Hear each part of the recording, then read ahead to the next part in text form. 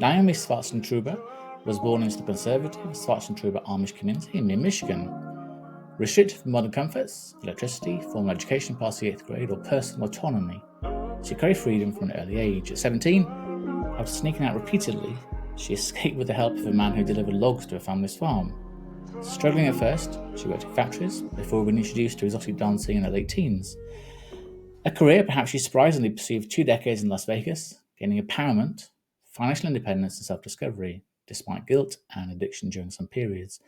Naomi left the stage during the COVID-19 pandemic, became a mother, and in 2023 self published her memoir, The Amazing Adventures of an Amish Stripper, which is a very good read. I promise you. I've read it again today in prep for this call, and it's very open, and I think very honest, and I think very raw. So it's definitely a read if you have any interest in this topic, which chronicles her transformation from Amish confinements into self-liberation. Today she resides in Arizona, actually in Michigan, with her partner Nick and their daughter, sharing her story on social media to inspire others. Gosh, don't really get many guests like you or any guests like you. So my first question, well, first of all, you're very welcome. Thank you for joining us. Thank you for having And me. oh gosh, it's a pleasure. My first question really has to be, so a lot of people will have heard of the Amish and might think they know what it means to be part of the Amish community. I know there are different, almost different hierarchies of community with strictness and less strict, etc. So I would also wonder, what was life like growing up in the particular community that you grew up and being very restrictive? I grew up in the Swartzentruber Amish sect, and that's also my last name. But the Swartzentruber Amish sect is one of the strictest Amish sects, and so everyday life there was very, very strict. We had to wear long dresses, dark colors, all the way the dresses had to be down to our ankles. We couldn't roll our sleeves past our elbows. We had to wear a bonnet. We couldn't have any hair showing. So it was very restrictive on how we dressed. And from a very young age, I grew up on a farm. We had cows and pigs and horses and things like that. So from a young age, I started working on the farm and filling the wood box and feeding the chickens and milking cows. And that was really fun. It was amazing to be on the farm. I really enjoyed that life. I'm one of 12 kids. There's 7 boys and 5 girls. I'm child number 4. And even though there was a lot of work and not a lot of time for play, I always loved it when I was little because that was just part of what we did, and I didn't know any different. And I started school at age 6. We only go to 8th grade with a in a one-room schoolhouse, usually one teacher. Sometimes if there's a lot closer to 30 students, they have a teacher's helper a couple times a week. And I was out of school just before I was 14, and I was so excited because I was able to just go to work on the farm and be around my mom and my 2 older sisters. So that was really exciting. And when I was in school, I would only be allowed to go to town once a summer, once a year. And because we didn't go with mom or dad when we were during the school years, so the 12 of us, we had to take turns. But once I was out of school, I was really excited because that meant I could go to town more. That was really exciting. And also, we went to church every other Sunday. The Amish are very religious. They don't go to church every Sunday, and I'm not sure why. But the Sunday that we don't go to church, we get to stay home and rest. Sunday's the only day that we don't work, we just do the chores. We can't accept money or use money on Sundays. So that's a day of rest. And the Sunday when we didn't go to church, we would go visit our friends, or friends would come over, or sometimes we were just at home and we took a lot of naps on those days, which was always really cool. But growing up on the farm, we always had to get up at 5:30 every morning, and we would work until the sun was down in the summer. In the winter, it was nice because we got to go to bed earlier. But it was pretty amazing until I was a teenager and I started rebelling because we got new neighbors and I started noticing their daughter. They invited us over and she came over to our house a lot. And she had a bicycle, her toes and fingernails were painted. She would wear shorts and her hair was down. So I just started noticing these things. But at that point, I didn't think that I was going to pursue not being Amish. And when I was 15, we got a camera, my brothers and sisters and I. And at 13, we got a radio, and we would hide these in the attic so our parents wouldn't know that we have them, or in the barn. And we took them out every chance we got. And at 16, my cousins and I, we started sneaking out with the English. We call everyone that's not Amish English, with the English boys. And I don't know why they call them English, because it's just always been like that, I guess. So that's when I was super rebellious, when I was a teenager and I started sneaking out. And after I was 17, I started, I after I was 17, I got caught sneaking out one night. And that's what was really the pivoting point for me, I guess. And that's when I was like, I really need to run away. I just didn't know where I was going to go or what I was going to do when I left. I just knew that I wanted to keep having fun, and I wanted freedom, and there was this fire inside of me that I just felt like the Amish way wasn't, that wasn't, the rest of my journey wasn't to be Amish.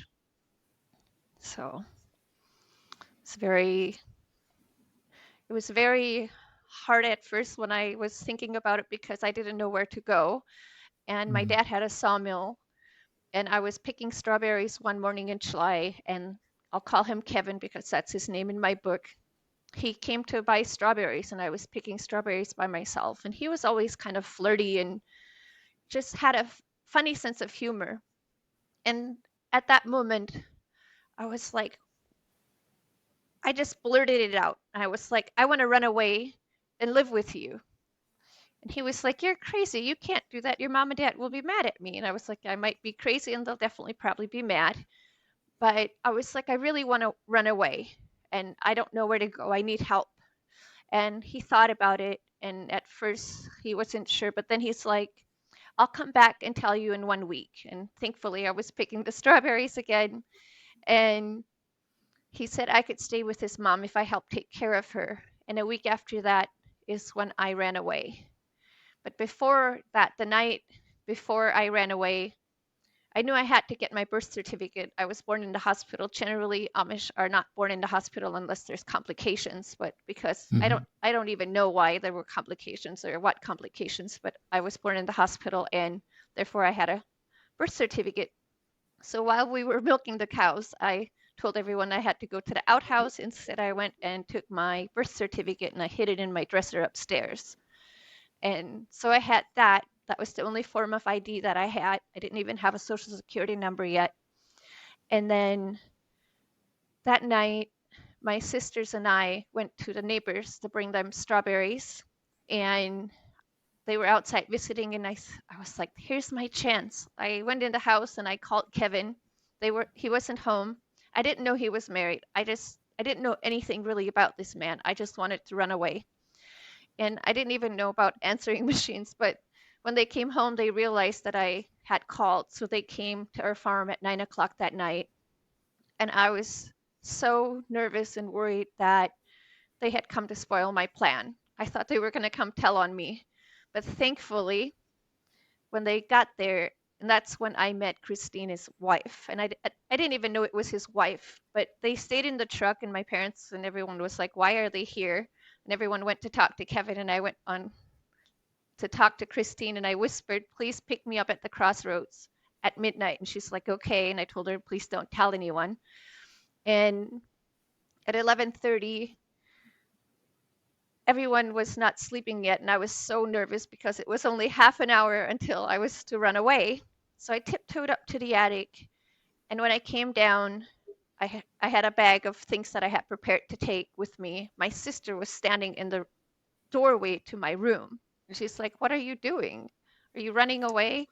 And I lied. I said I couldn't sleep, so I went to get a book, but she didn't believe me.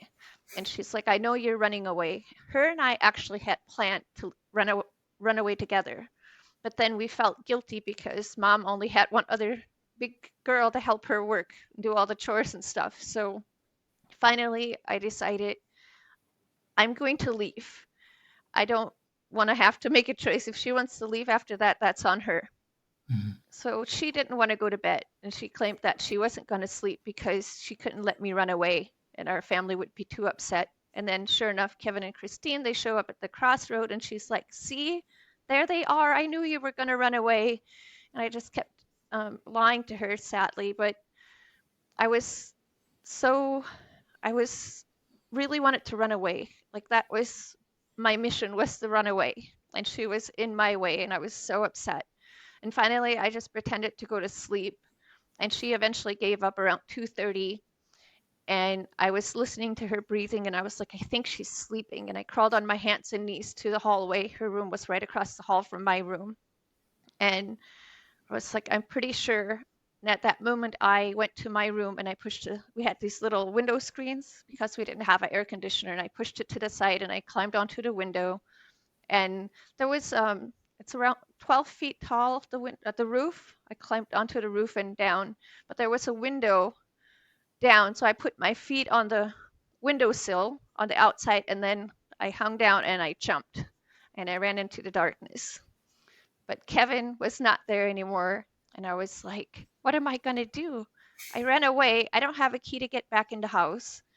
And at eventually I was like, okay, I'm just going to go to this granary because our old farm was up the road about a quarter mile. And I hid in the granary until 5:30 in the morning when I heard my brothers and my dad calling the cows and doing the chores. And that's when I realized I couldn't stay there because they could come looking for me and find me. So I ran through the driveway up on the top of the farm, through the woods, and I hid in the woods until 8 in the morning when I saw someone's lights on, and I knocked on their door and asked them if I could use the phone. They seemed so confused. They're like, why is an Amish girl here trying to use their phone? But they allowed me to do so. And then Kevin and Christine were like, move to this location so it's easier for them to find me. So I had no shoes. I was barefooted. I just had my underdress on and the little grocery bag that I had with my stuff. So I ran through another woods it had brush. It was pretty awful, but I didn't want to get caught. So I ran through the woods to this other location, and I was hiding in the woods listening for the truck. I didn't know they had a car. And finally, around 10:30, I was like, where are they? And there's just buggies going up and down the road. And I was freaking out. I was like, I'm going to be found out here, but I didn't. So I knocked on another door, and the guy was confused again, but he let me use his phone. And Kevin and Christine were like, please go, just stay in the house. And we'll be there in the red car. And then about half an hour later, they came and got me. And whew, that was very overwhelming and nerve wracking. But I had finally escaped. So it was crazy. Gosh, I can imagine the fear of a sort of 17-year-old in there. Yeah, wanting to escape, trying to escape, and also I guess realizing, because I think within a lot of Amish communities, if somebody leaves a community, they're sort of not part of the family anymore. Really, they're sort of banished, I guess. And I guess you knew you were sort of turning your back on your family to a certain extent to explore, whatever the new life was going to bring. So when you were growing up, I'm sure that within the Amish community, there's not much education about sex or intimacy or anything like that. So is the assumption that you'll marry somebody from another Amish community? Yes. So when there's no sex education at all.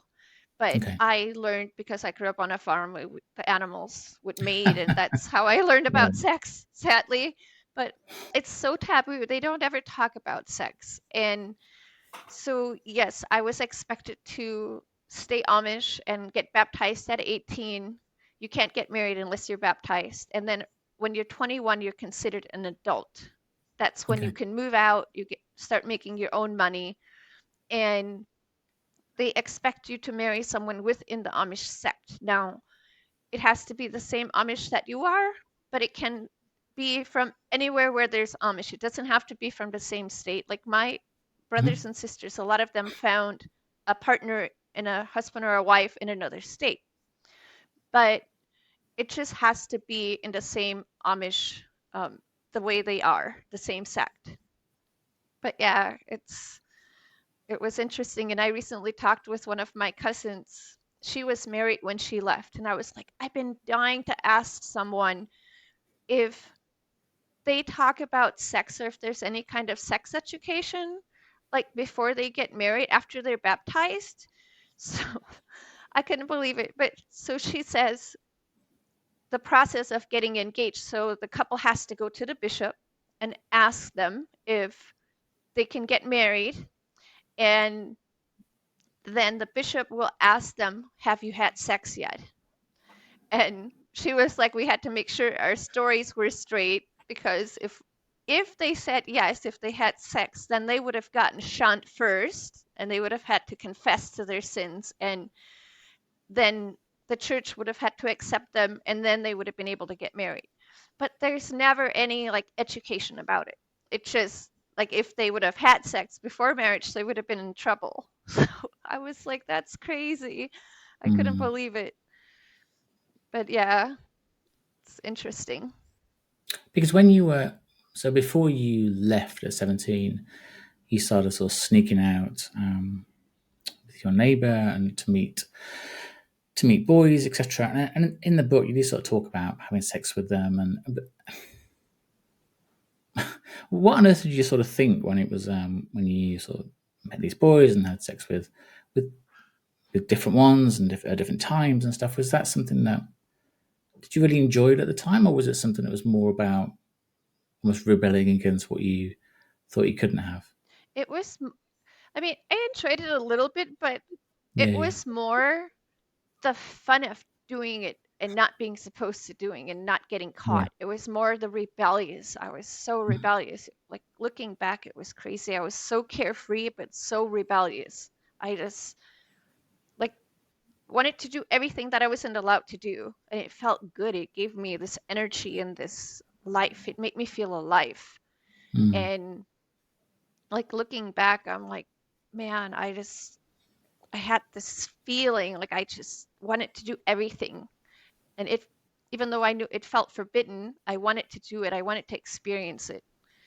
So it's, I'm not sure what void I was trying to fill by doing that. Mm. And how was life once you got into the red car and drove off with Kevin and Christine to their home? What was yeah what was I guess because you well, I guess you had experience through your neighbours a little bit, I suppose, but what yeah what was life like at that point? I really had no idea what life really was like on the outside. And Mm-hmm. so it was a lot different. The first thing I did, well, I hadn't eaten because I was outside. So they made sure I had a sandwich and they laughed at me. They were like, you know, you can use 2 pieces of bread for your sandwich. And I was like, oh, the Yes, Amish I just thought use that was funny. In the book, you said that your Amish only use one piece of bread. So how does that work? Yeah, it was funny that maybe 2 pieces of bread is too extravagant. I No, don't know. I I read that in the still book eat and thought them that's funny. just with 1 piece. It's like two, I don't know. I really, people still, they're like, why are you using 1 piece? But I guess non-Amish people call it an open face sandwich. Yeah, absolutely, and it's more expensive. Yeah, yeah. You pay a premium for like an artisan open sandwich. But Yeah, so the first thing I did after I ate, I took a shower, my first shower ever. I shaved my legs. It took me over an hour, and Christine kept knocking on the door. She's like, are you okay in there? And I'm like, oh, I cut myself a little bit, but I'm okay.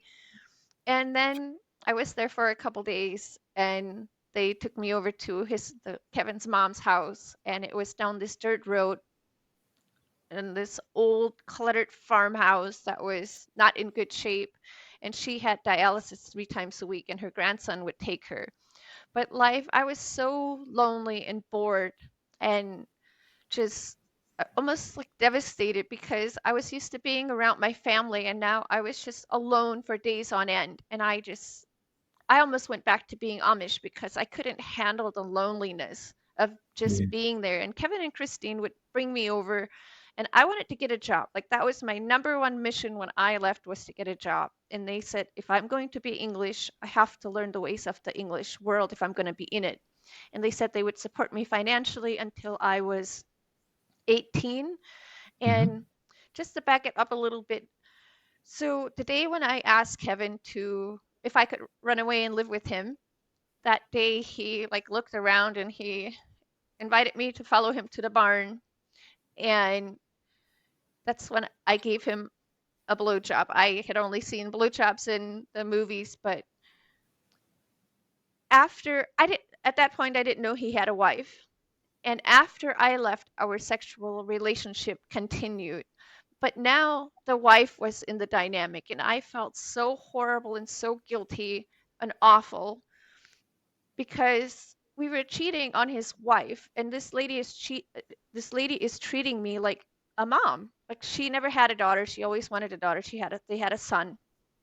But I felt like I was in the middle in this hard spot. It was really awful because I wanted to tell her, but I didn't know how to. And I wanted to tell Kevin no, and I also didn't have the tools or know how to really say no. And after a couple months of being gone, after I left, because I was so lonely, they remodeled their storage room in the back of the house so I could live with Kevin and Christine and their son. So it just, it was just a bad situation. And Mm. I felt like, what if I tell him no and then I won't have a place to live? So it was like all this stuff, and I just kept shoving it down all these years until I wrote my book. But so life after I left was a lot more difficult and challenging to navigate than I had imagined that it would. And I feel like because Kevin was 33, I was 17 at the time. I feel like that really like set me up for failure in my relationships throughout life later because he groomed me and took Yeah. advantage of me when I was so naive and vulnerable and just trying to find my way in the world that I had really no idea what it was like. So that was Mm. very challenging. And the day after I turned 18, the Christine took me around town and I put in applications and I got my first job at Burger King. And a couple months after that, that earlier in that year, I had met a man in Ohio because I had gone to visit, and we started dating. And he moved to Michigan, and then in August, that was in '98, I moved to Minnesota with him. So I was like, I'm finally not there in that dynamic where I felt like I was in the middle of this husband and wife drama that Mm. was horrible. It was a horrible feeling, a horrible thing to go through. And when did Christine find out? So she I she knew I stayed in touch with her over the years a little bit. When I would come back to Michigan to visit, I would go see her. Her and Kevin got a divorce quite some time, a long time ago. And I saw Kevin a few times, but I never really realized that he was abusing me until I started writing my book and all this stuff came up. But after I published my book, I sent Christine a book. And after I figured she probably read it, I reached out to her and I apologized to her. And she was like, that you didn't have to apologize. My husband should have known better. She said that she always kind of figured that we had a sexual relationship because of how we acted towards each other, but she just didn't have any proof. And she said that's really big and nice of me that I apologized, and she accepted my apology. And she's like, he should have known better. He took advantage of me. So I'm actually going to hang out with her tomorrow. Her and I are pretty close. Like Oh, that's she's nice. loves my daughter. My daughter calls her grandma. It's amazing. She's been so kind. Even when I was there, she was just the kindest lady. And that's what made it so horrible because of what Kevin and I were doing, because she was like a mom to me. And it just, I don't But know, it you was were hard. yeah, you were very much a child then, especially emotionally, coming from the background you came from, and feeling that um, you had to do these things or you had nowhere to live. So that's all on Kevin. You shouldn't feel bad about it. And I'm sure that's what Christine feels as well. Is that you were a child, and it's different. Even if you at that age have been brought up in a very regular American sort of city society, still 17 is still a child. But for your age and what you've been through, it's yeah. I understand the disappointment you're feeling yourself. But the situation you were in, he didn't he didn't tell you he was married in the first place. He helped you escape, and then carried on taking advantage of you. So was the person you went to Minnesota with, was he older as well? He was 21. Okay, so a bit closer. Yeah, so he was a lot closer, and he was ex-Amish, and then he cheated on me, and we ended up breaking up. And 6 months, around 6 months after we broke up, I was very devastated and actually suicidal after he broke up with me. And I had my own place for the first time Mm-hmm. and an apartment. And I was working at a car factory, parts factory. And then I started working at IBM. And I it was crazy because I was like, how am I going to survive making this little bit of money? And my friend, she's amazing. She's still my best friend. And I know sometimes people are like, what kind of friend would do that to you? But she was invited me to go out one night and wouldn't tell me where we're going. And I love her for this. I recently hung out and I was like, I still love you because you did that. Sure, there were a lot of crazy things that happened after I became a stripper, but my life and my journey has been so different and pretty much, I mean, it was awesome, but also challenges along the way. But it was so different because of that night when she took me and didn't tell me where we were going. And then we ended up at a strip club, like 70 miles from my house. And so we're driving and we pull in and to this parking lot and there's a silhouette pole spinning around with women and I was like, what, why are we here? And she was like, we don't have to do anything, we can just look. And we walked downstairs. It was dark and I felt kind of like it was creepy because I'd never been to a place like this. I heard of strip clubs and I thought strippers were horrible people and sluts and just very judgmental at that point because of how I grew up. And then Mm-hmm. we walk in and the girls on stage were smiling and naked and looking at me and I was like, why are they looking at me? I was like, this is weird. And I sat at the bar and she said she would be right back. And then she came back and shortly after that a man in a suit, I'll call him Matt, that's his name in my book. He's like, I hear you need a job. And I was like, oh, absolutely not. I could never do this. He was like, waved me to come to his office. He's like, I would like to talk to you some more. And he asked me where I was from and how old and all that stuff. And I was like, I'm just a shy Amish girl. Like, I could never do that. And he's like, the guy's like a shy girl. You just need a little confidence. And he's like, if you change your mind, let me know. And I went and sat at the bar. And then three girls came and started talking to me. And before I knew it, they grabbed me and they're dragging me to the dressing room with my friend behind giggling. And I was like, what's happening? This is crazy. But they like stripped my clothes off and put a hot pink bikini they all agreed on me. And they wrestled it on me and they pushed me through the door onto the stage. And at that point, I was like, there's no looking back. I was like, okay, I'm here. I'll just make the most of it. And I was shaking and nervous and I felt like crying, but I blinked away my tears and I walked to the pole and I grabbed a hold of it, and I'm sure I wasn't graceful, but I tried to move like I saw the girls doing. And they had told me the first song I had to take my top off, the second song I had to get naked because it was a nude strip club. And I thought that was just going to be like impossible, but I did it. And when I got naked, everybody screamed and clapped, and it was so crazy. But at the same time, it was empowering. And when I got off stage, I gathered my, excuse me, sorry, edit that part out. when I when the song ended and I gathered my money, I had $55 and I was like, I think I could do this after all. And I went and told the manager and he was like, you can start tomorrow. And it was amazing. I went back the next night and I was a stripper for 20 years. It was such a amazing experience and empowering. And even though the first I was in Minnesota, that was in Minnesota, so that I was there for 4 months, and I never really got used to it. But my girlfriend and I, because she used to be a dancer as well, so when I would go see her, she would like teach me how to move and stuff and to look sexy. But it was really hard for me to get used to it and get over the fear of being naked. But every time I would step on that stage, I would feel so empowered and beautiful, and I embraced my sexuality for the first time. I never imagined that I could ever feel like that. It just something like snapped inside of me, and I became this empowered, free feeling person that I never was before. And it changed my outlook on life and judgment towards others.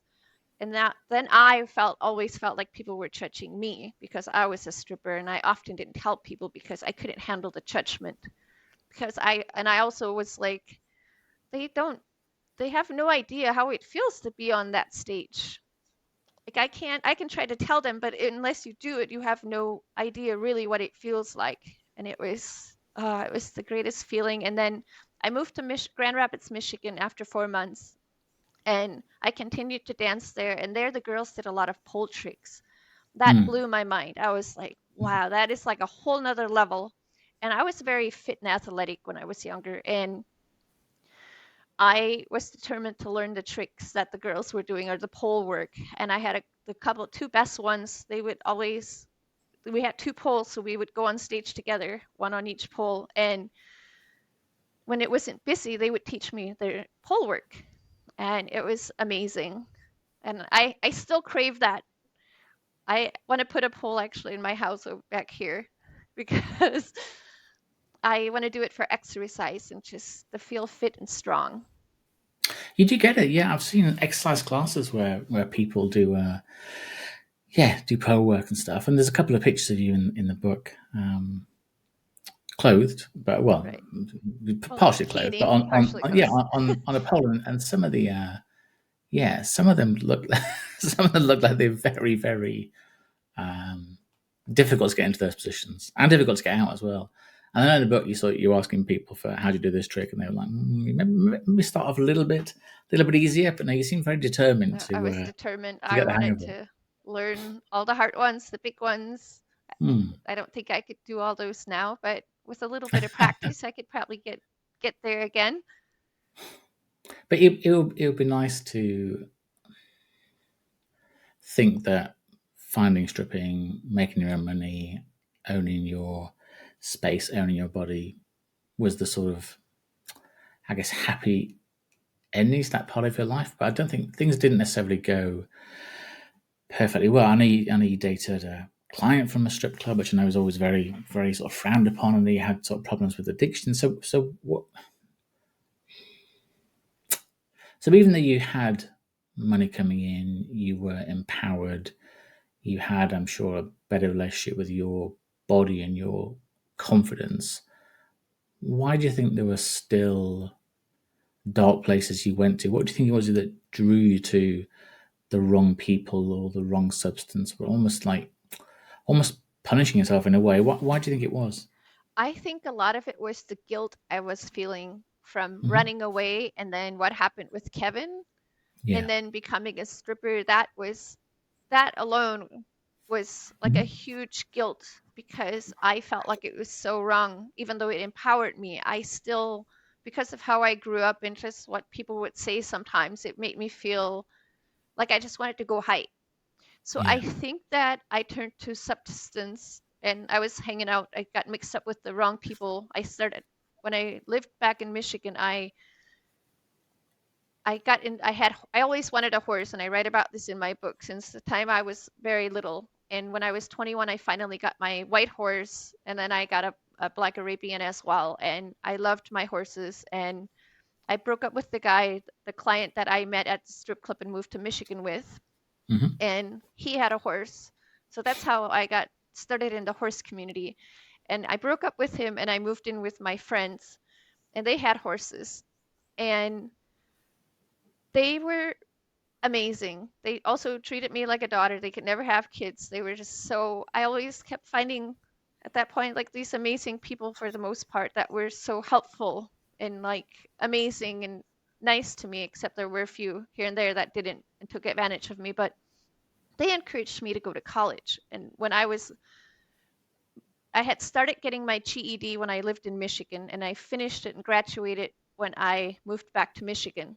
And then they were like, now you just need to go to college. And I was like, oh, that's amazing. Sure, why not? And I started going to college, and then I started dating their nephew that was just fresh out of prison.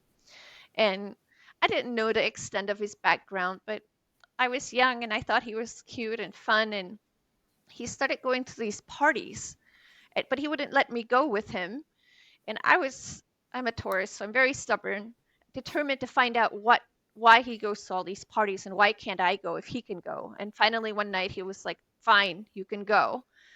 And everyone's just going to the bathroom and he's going to the bathroom. And I'm like, what are they doing? He's like, you don't want to know. It's not your business. I don't want you to ruin your life. But I wouldn't stop. I was drunk. I was getting mad at him. And finally he gave in. He's like, fine, they're doing coke. And I also, at that point, I was like, oh, that's where he gets all his money. He was the drug dealer, but he kept it from me. So we dated for a little bit longer, and I would do coke here and there.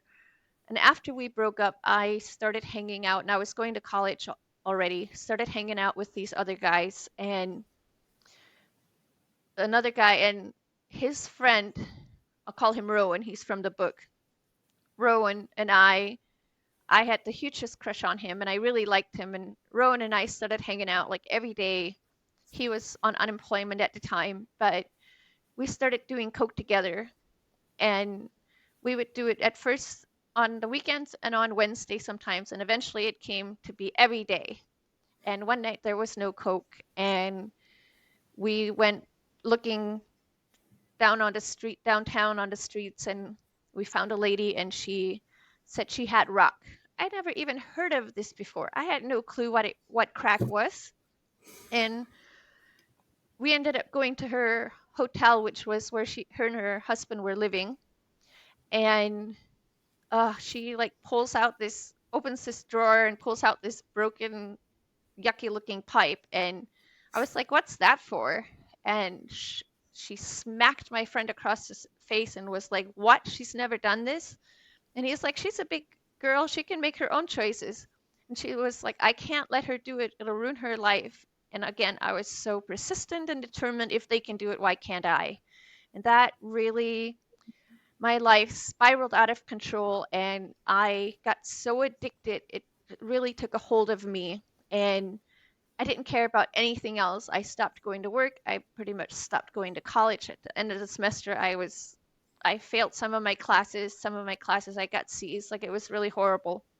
And I lost my apartment with everything in it. And for 2.5 to 3 years, I was just a crackhead. And I lived where I could. I would sleep on people that were crackheads like me. I would sleep on their houses, on their couches if sometimes. And sometimes when I had money, I would sell myself to get money. And I would have a hotel, but it was a really dark space and time in my life. It was extremely dark.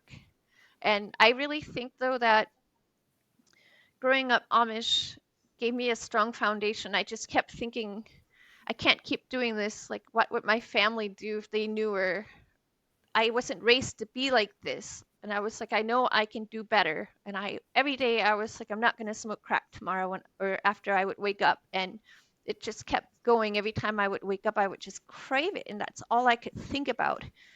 And I would do what I needed to do to go get my next fix. And one of the clients that I would see, so there was Rowan and Dan.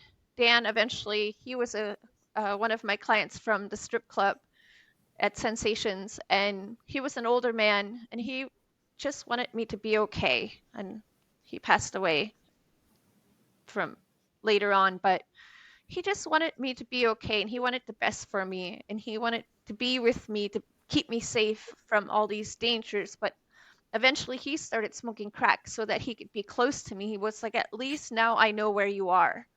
And I never had sex with him. He was a virgin, but Rowan always wanted me to have sex with him, but I never did. Dan was actually very respectful, and it's really awful because we spent all of his retirement in like 6 months. He ended up retiring, and he had a big retirement fund, and we spent all that money in a very short time. But 3 of us got an apartment, and I thought that maybe that stability would help me get clean. And I was very depressed at this time, very horrible time in my life. I wanted to get a job, but had no motivation. Mm. Just nothing seemed like it would be okay. And I was looking through my few things that I still had left from my belongings, and this number falls to the ground. And it was Ralph's number, a guy, one of the clients I had seen, but I hadn't seen him in a while and had actually kind of forgotten about him. So I called him and told him a little bit what was going on, but I didn't want to overwhelm him. And he was like, "Well, I'm going to Vegas. Do you want to go?" And I was like, "I don't have any money." He was like, "Don't worry about that." He was like, "Just bring yourself." He said, "I will take you shopping for clothes and just I'll take get you away from here." I went there. We were going to be there for a week, and before the week was up, he was like, "Are you ready to go home?" And I was like, "No, actually, I'm not," because that's when I felt like a human being again, being away from the crack and all the madness that I was going through in Michigan.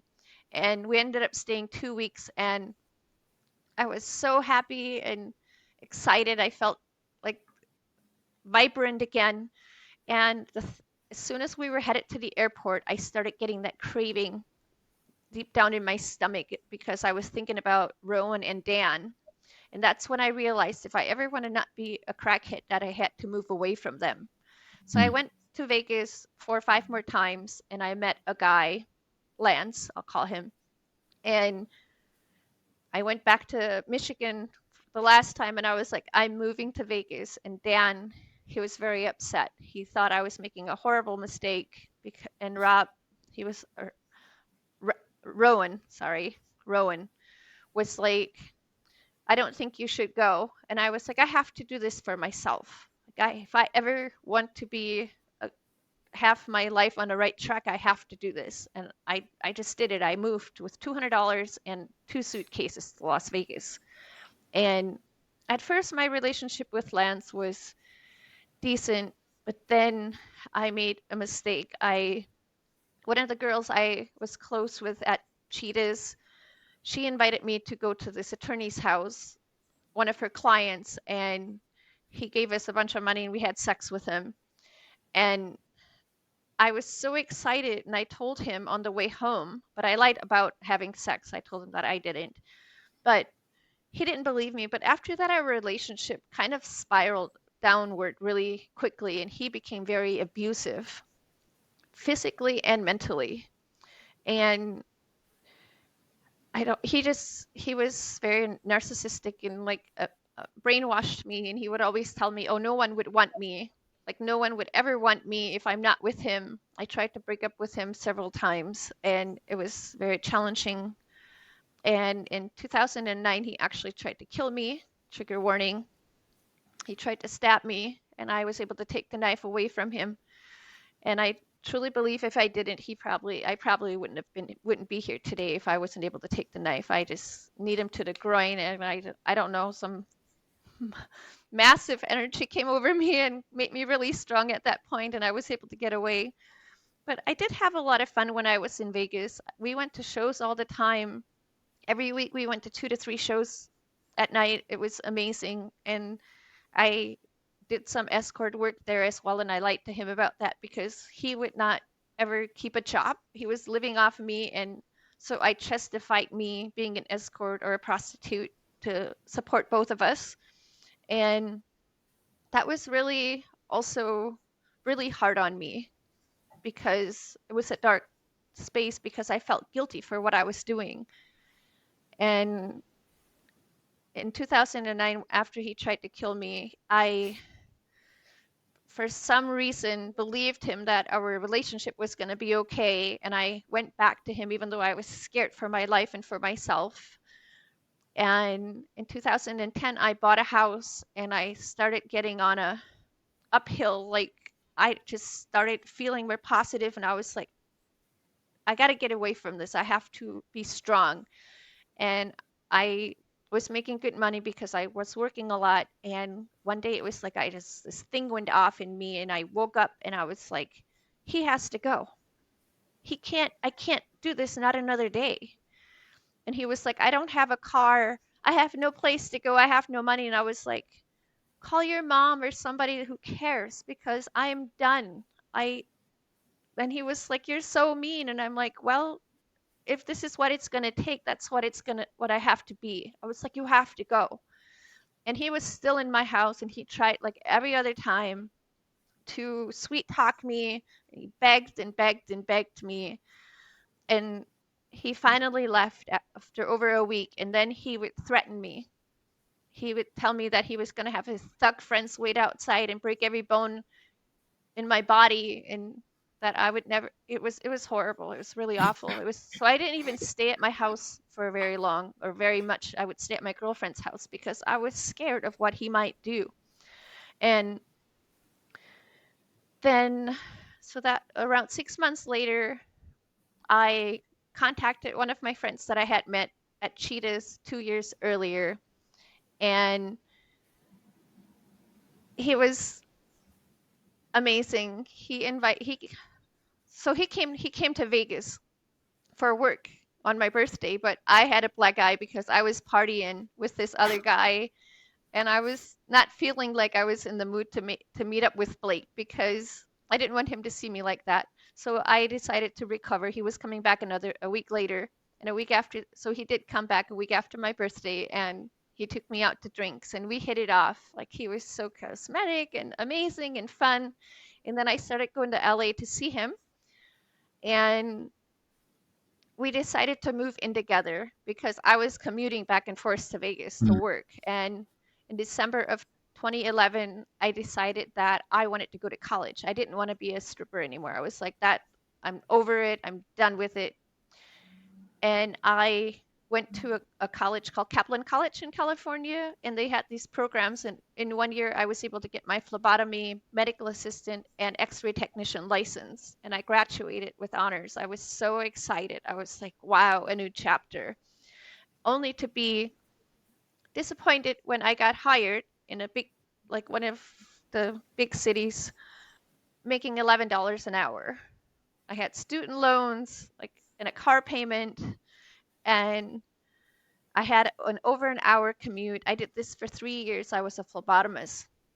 And after 3 years, I couldn't do it because I was like, I just feel like a slave. And I still had to go to Vegas every couple of months so I could support myself financially because I was Mm. determined to support myself and not live off of anyone else. I didn't want to be that person. So after 3 years, after 6 years of being there, my now partner, his name is in my book is Waylon. He was a coworker of my ex, and my ex and I, we would go to festivals. We went to festival after festival. It was amazing. I had such a fun time when I lived in California, and he introduced me to all this music. He was an engineer and a DJ.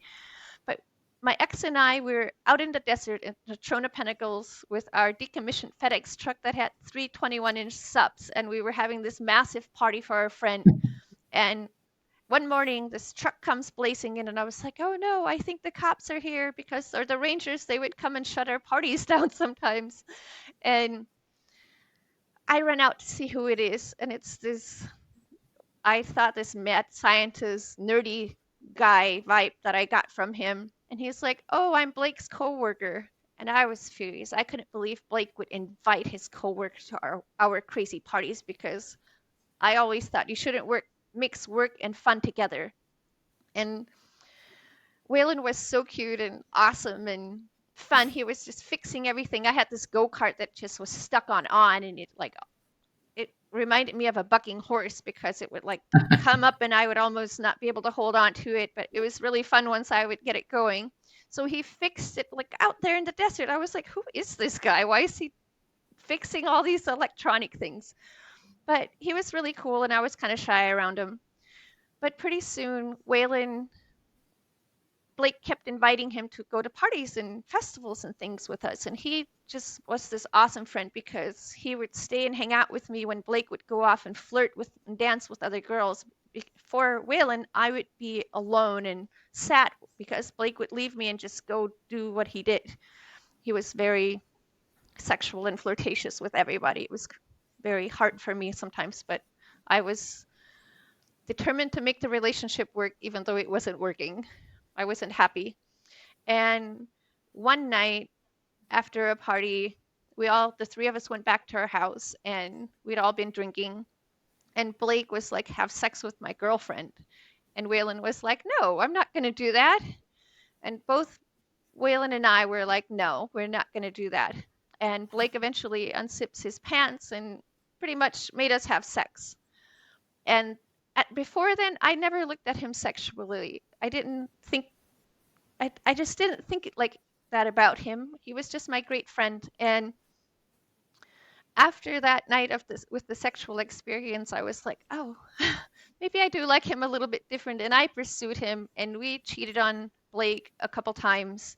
And I was celebrating my 20-year anniversary from running away from the Amish, and I gave Waylon a little bit of Molly, and he and I had experience with Molly and ecstasy and all those things throughout Vegas and in California. When I would go to festivals, I always, not always, but I used a lot of ecstasy and Molly during those years and some coke. But I didn't do it like I was when I was a crackhead because I knew not to go there. I didn't want to lose everything. But after I gave the Molly to Waylon, he was like, we have to tell Blake that we're cheating on him. And I was like, no, we can't do that. And he's like, we have to. He's like, we can't keep cheating on him. Like, I was just hoping that it would just all stop and Waylon and I wouldn't see each other anymore. But I didn't know if that was possible or not. And Blake was having sex in the bedroom with a porn star, and he comes out, and Waylon and I were sitting on the couch, and he just blurted it out. He says, Blake, we're having an affair. And I just couldn't believe it. I was so mad because people were still dancing. It's like 4 a.m. because I wanted him to wait when it's not my party. I was like, don't ruin my party. But you know what? Looking back, I'm so grateful that Waylon did that because that was the right thing to do. And that really changed everything, and it sped up I don't know, the confusion. And I didn't know what road to go down. And at that point there were times when I was like, I don't know if I want to be with Waylon or Blake. And finally I was like, I'm very unhappy with Blake and all the things. Like, he was very polyamorous, if you will, and I would play along because I wanted to be involved if he was going to be doing that kind of stuff. But it wasn't really it was really hard for me to accept that and to do that so often and so much. But I decided that I would try the road with Waylon. And Waylon and I left California and moved back to Arizona. And Waylon was amazing and so supportive of me. He knew about my past. I never told Blake about what I did in Vegas. I mean, Waylon tried to tell him that's what I was doing, but Blake didn't believe him. But I told Waylon all about my past, and he didn't judge me. He was like, I think that's cool that you were strong enough to do all those things, like the prostitution and seeing the clients and stuff. He's like, that takes a lot of strength to be able to do stuff like that. But he didn't judge me. And that was the first time I started a relationship honestly. And I decided at that time, if I'm going to be in a relationship with this man, I am not going to be a liar or a cheater in this relationship. And we moved back to Phoenix, and I would go to Vegas still at first because I didn't know that I could make good money dancing in Phoenix. And in January of 2018 was the last time I went to Vegas to dance, and then I started working at a club named Bliss, and I did okay there. But we moved. We got our own house. We were renting it, but we moved to different locations. And then I started working at Sugar 44, and there I did pretty well, and I was really happy there. And there was I did mess up. I didn't cheat on him, but he put a thing on my car, and it was crazy. And I'm grateful that Waylon forgave me because this man, I parked my car at the hotel and he took me shopping. And Waylon was there, but he didn't confront the man. He thought I had sex with this man and I didn't. But that's how close I was to like falling back into the old me. And I didn't want to be that old me again. I wanted to be honest and have an honest relationship. And thankfully, Waylon forgave me for letting this man take me shopping and stuff. And now we have a beautiful daughter, and life So is, when did you just the wow? There's a hell of a lot there. I know. And when did you decide that it was the right time to have a baby? Actually, when I was in California, I wanted to have a baby with Blake, but he was more interested in going to parties and festivals, and Yeah, he just, but he did tell me, I went off my birth control. I was on birth control, excuse me, and we were going to go to Burning Man one more time, and then we were going to start trying to get pregnant, but we didn't, our relationship didn't make it to where Burning Man was. Waylon and I ended up going to Burning Man. But the first couple years, Waylon was like, he wasn't ready to have a child. He's about 10 years younger than I am. And in 2019, he finally was like, okay, that's fine. Like we could try. And I got pregnant, but I had a miscarriage. And I struggled with miscarriages and I went to IVF doctors because at this point when I was in 2019, I was 39 yeah, because I realized I was running out of time, literally running out of time to have a child. And yeah, I went and did all these tests, and the doctors literally told me I would never have a child because of my age and the quality of my eggs. And we were going to go to Mexico to do IVF, and we had an appointment on a Saturday to go. The Thursday before we were supposed to go, I like had this epiphany. I was like, I don't want to go to Mexico to do this. I was like, I'm going to be 40 and I just, or maybe I was already 40, but I was like, I don't want to go through this and not have a guarantee. And I called him at work and I was like, are you okay if we don't have kids? And he was like, he thought about it and he was like, sure, that's fine. He's like, I never really wanted kids anyway, so that's fine if we don't go. And I called and canceled our appointment and I gave up. I was like, that's it. I'm just not going to have a child. And 5 months later, I got pregnant with our daughter. And it gives me goosebumps. Whew. But that time I just felt like it was different. And I was determined to, I don't know, I just felt like I was supposed to have a child. I always wanted a child. And she's a miracle. She's amazing. This motherhood is feels and looks good on me. I love being a mom. It's my favorite chapter in life, and I learned so much from her, and she's gives me so much reason to be sober and to live a healthy lifestyle. And I'm so grateful that I was able to have her, that we have her. She's amazing. She's an amazing young little girl. It's amazing. and what was it that made you decide to relive your story while writing a memoir? Um, and did it offer, I don't know what they called it, closure, healing? I mean, you were very, very honest about the things you did, the situations you found yourself in, the times where you felt you let yourself down. Why did you decide to write the story? Often when I talk to people and they found out I was Amish and I was a stripper, everyone always said, you need to write a book. You need to write a book. Your story's amazing. And finally, like I started often. I started writing in a tablet. I started typing, but I would always get stuck. And then I met this couple in Vegas in, I don't know, in the early 2000s, Hmm. towards 2010, somewhere there. And they were authors and they were like, we will help you get started, because I talked to them and I was like, I feel like it's important to share my story in voice because I feel like it could inspire others because of what I've gone through. Like I've had so many lows and struggles and I've overcome so many things. So they helped me with the process Mm. and of outlining it. And then once I had it all outlined, I spent many hours on the phone with the man and he helped me get it all outlined and he's like, now you just need to write. And he's like, just keep writing. So I'm writing. I started writing, doing the outline in 2011.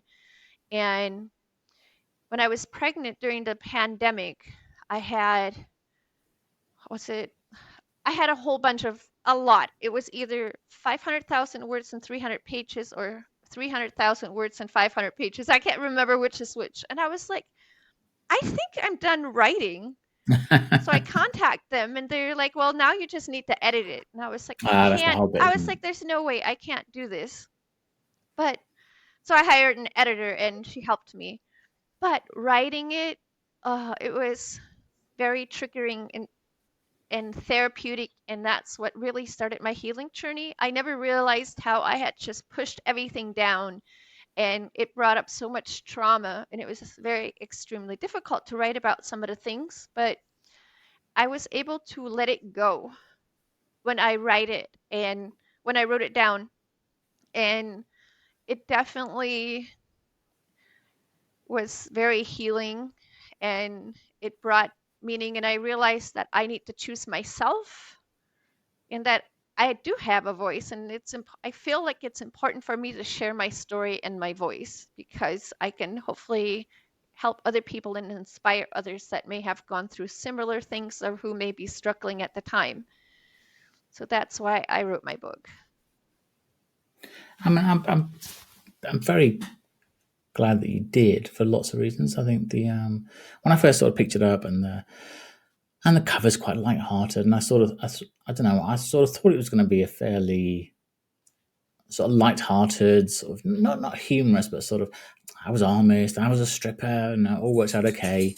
But yeah, it was when the sort of the darker stuff came up in the book. I thought, wow, this person's really had to dig really deep to find this stuff and to relive things that I'm sure you'd like to put behind you and you can put behind you, but bring them all up again is very, very honest, I thought. And the one thing that, well, two things came through the book, I guess, for me. One was your strength and amazing strength that you have to have come through all these things. So huge congratulations for that. Thank And you. it's, yeah, I can't think of many people that have had to go through such trials in a way and then come out the other side as you have done so beautifully. And then the second thing was how badly men have treated you. And it's almost feel like as a man, I feel like I need to sort of apologize for all men really, but it just so many men took advantage of you and the situation and your Absolutely. kindness and your trust and in some ways your naivety, and it just, yeah, I found that quite hard in a way to read that. I thought, oh God, this is such a, yeah, so many men out there that obviously can do these bad things. And at the time, the men might not have thought they were doing bad things. They were in that situation. They were part of that lifestyle. They were, swingers parties and porn stars and drugs and cheating or not cheating, polyamory or whatever you want to call it. It just all felt, my goodness, such a mess. So again, to come out of that does feel very empowering for you. So have you talked to therapists and talked about the situation and explored it in a more professional setting? I have not gone to therapy.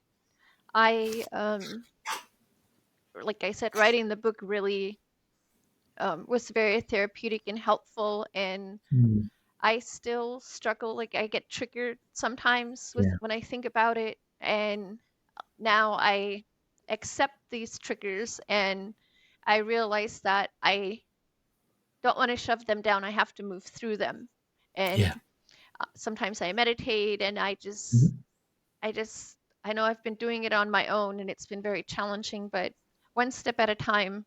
And I realized that my voice does matter, my story matters, I matter, and it's okay to choose myself. And the whole time, even though there were all these people, men that were mistreating me, I allowed myself to be there because I was insecure and didn't feel like I mattered or that my voice mattered or that I had any other options. But at some point, I realized that I do matter and it is okay to choose myself. And I always knew that I could change. I just, when's ever the right time to change? You have to just do it.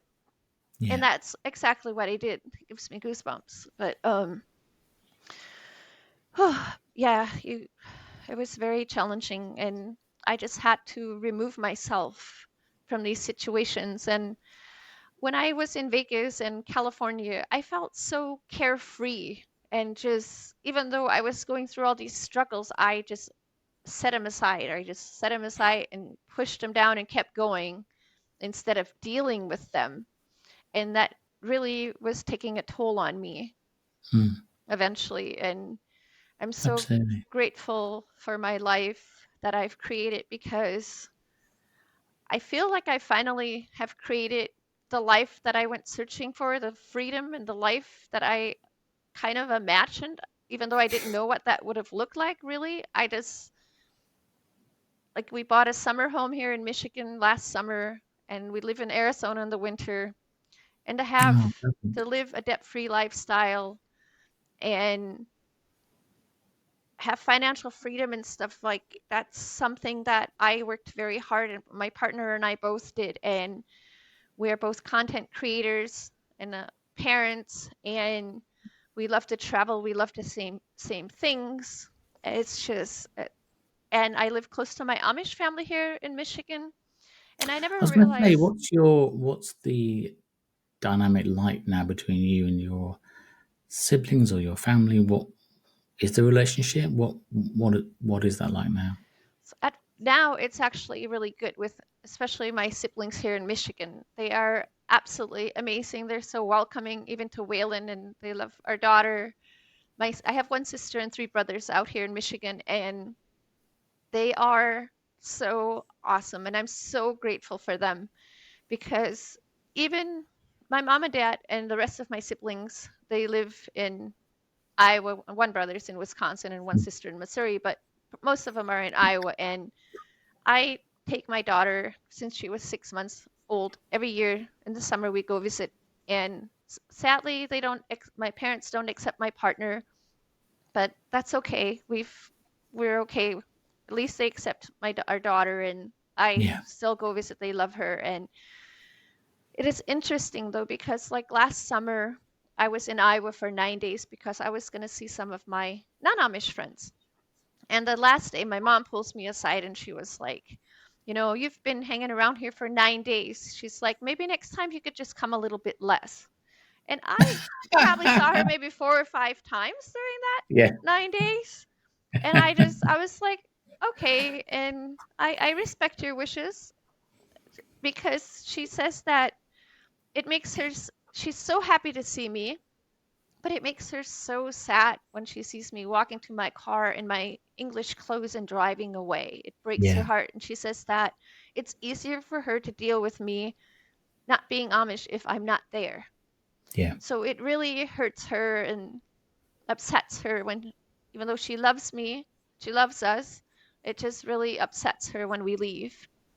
And I'm so grateful that I still get to go visit them. I'm getting ready to Yeah. go see them next week, actually, with my daughter. We're going to go on a road trip and go Oh, spend some fantastic. time there in Iowa and in Minnesota. But here in Michigan, I never realized how much I needed my family until last summer when I came here. And I think they needed me too. Like we've Yeah. grown really close over this last summer and this summer.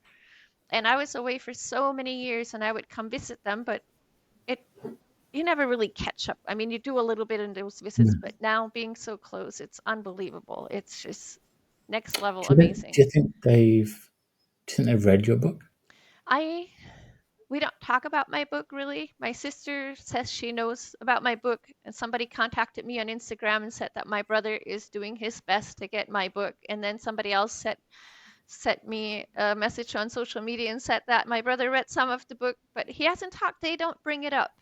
Yeah. But I've talked to my sister and that brother that really wants to read the book. I don't know if he has or hasn't.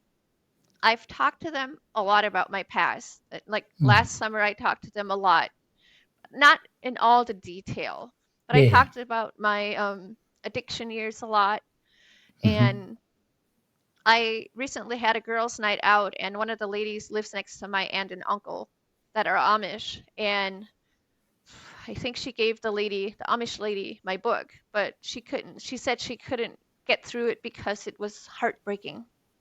Yeah. So she gave it back to her because she was like, after she got to the point like where I left and a little bit after, but she said she couldn't get past all of that hurtful, heartbreaking stuff. Yeah. because she has quite a few daughters, like 5 daughters, I think, that left. So she's worried for her daughters. And reading my book really triggered her. So I don't know. My mom told me last summer that she knows about my book. She has no desire to go find it or read it. And I know that my sister and she was actually very upset with me. She was going to write me and tell me that I wasn't welcome at her house anymore because she found out I wrote a book. And she was um, confident that I wrote about her. So after lunch, she sat me down and she was like, "We need to talk." She's like, "I know about your book." And she was really mad. She's like, "Why did you have to write it?" And she was like certain I wrote about her. And I said, "You know what? I had written about you, but I took those parts out because it is not my place to share your story." And she was like, "Well, where can I find it?" And I was like, "Amazon." And then afterwards, I found out that her and her husband were so determined to find my book. And I was like, "Oh, well, she probably has it now, but that's okay." I haven't heard from her Mm. since then. No, and I think for anybody that is part of the Amish community, the things in the book are just so far beyond their frame of reference. That just there can't be any comprehension of what it would be like. And I just wondered, see you been on and are still on. I really think still on an incredible journey. This feels a little unfair, but what would you say to another 17-year-old girl that's feeling trapped or stuck in their life? And that could be culturally, it could be economically, it could be in a relationship, it could be emotionally. Not necessarily somebody that's Amish, but what would you say to that 17-year-old girl? I would say that they should follow their heart and do what they want to do because it's their future that's at stake here, but not be so trustworthy like I was, and not Mm, always think that everything is as it seems, because there's some people out there that they act like they're so nice and they're going to help you and to get to where you want to go, but in the end they'll take advantage of you. So just always be have a little bit of a guard up, but not so far that you can't get to where you're going, and just stand up for yourself. Don't let people walk all over you like I did. Like, you have to be strong. And not that I wasn't strong, because I was strong and I came out on this side, but rather it's with addiction. If there's addiction, you have to surround yourself with other people, a better environment. But if someone is feeling trapped, like I felt trapped many times throughout my life, especially when I lived in Vegas. And at mm, first, like after I wasn't trapped after I left, but I felt stuck in that situation where Kevin was taking advantage of me. But the situation where I was in abusive relationships, like you have to put on your strong panties or pants, and or your strong hat, and you have to just go for it and get away from those situations, because people like that in the situations like I was, they would just continue to keep taking advantage of someone if we don't get away from them. So I feel like that's what I had to do. It's just enough is enough, and you got to just be strong and realize that your voice matters, your story is important. oh, 100%. And I think everybody has so much more strength than they might believe. Because if you read your book before you left the Amish life and said, "Well, this is going to be your life for the next 20 years," you said, "Oh, no, no, I'm staying. I can't possibly have it." But you came through it. So would you say? And this is the last question because I've taken up lots of your time. So sorry, but Oh, that's okay. you just yeah. He's a very, very special individual. But the last question I wanted to have was, would you say you're the happiest you've been as you are now? 100%. Absolutely. Absolutely. This is really, and of course I hope I have a long journey ahead of me, but Absolutely. life is feels free and peaceful. Hmm. And of course I have to work at it every day, like any relationship you have to work at it, and we're raising Yeah. a child and that brings up challenges, but we're raising our child a lot different than how I was raised. We're not raising her to be obedient. No. We're teaching her and giving her the tools so she can navigate her emotions and things like that, rather than making her to be obedient. But yeah, it's life is pretty amazing, and I love sharing my story on social media and telling stories about when I was Amish, because not that I have to be a voice for the Amish because I know the Amish are private people, but I feel like it really gives people perspective Yeah, of definitely. where I came from Hmm. and how the Amish live if they're curious about that. And that's why I share my story and the Amish ways on social media. Mm. And we were saying at the beginning, there's a lot of things in the Amish lifestyle culture that we should welcome into our lives these days, and lots of things that they do or don't do that we again should follow. Sorry, I said that was the last question. That was a That's lie. okay. Just one more. So the first sort of 4 decades of your life have been enough for somebody else's 400 decades. So what do you think or hope or believe the next years and decades will bring? Ah, that's a good one. I sometimes don't think so far ahead, but I want to just keep living a positive life and doing what it takes to be the best mom. First of all, be the best mom that I can every single day and to be the best partner. And just life can, life is what you make it, honestly. And Yeah, I hope that I can inspire other people to step out of their comfort zone and to become free and be who they're meant to be. Because if I can do it, others can do it too. But I really hope to just keep, hopefully, social media doesn't go away because I really enjoy creating my content but being a mom is my favorite. That is my favorite thing right now is being a mom and living simply. I started preserving and canning food again and being close to my family and just living a simple life. But sometimes people ask me why I'm not Amish, and I'm not Amish not because I don't like the Amish. I love the Amish and I love so many of their ways.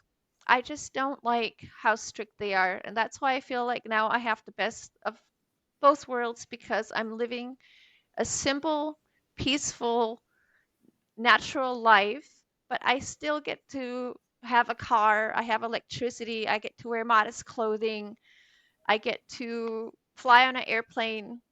So that's really what I want to continue to do, just to have peace and freedom and live a life that's full of joy and happiness.